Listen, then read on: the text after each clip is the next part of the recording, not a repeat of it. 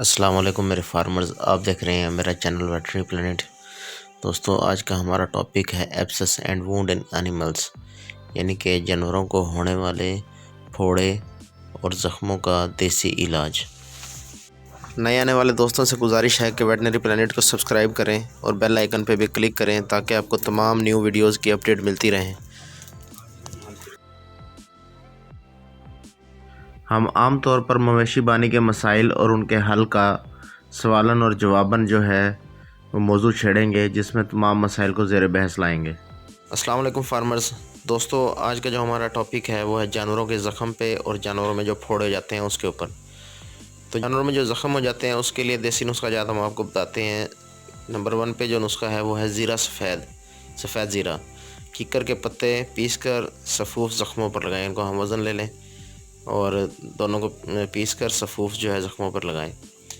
Number 2 पे नुस्खा है देसी घी 1 पाव आग पर रखें, नीम की ताज़ा पत्तियां डालें, खूब पकाएं, मोम मिलाएं और मरहम ज़ख़मों पर लगाएं।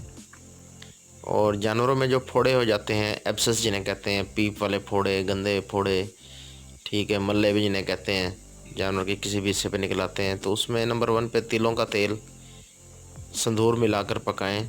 जब रंग स्याह हो जाए तो देसी मोम नीला थोथा 3 माशा मिलाएं।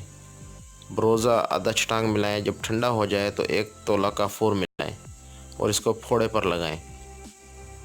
नंबर 2, प्याज, रेवण चीनी, खाने का नमक, नीम के पत्ते, मेथी, अलसी, 1 छटांग आटा मिलाकर फोड़े पर बांधें।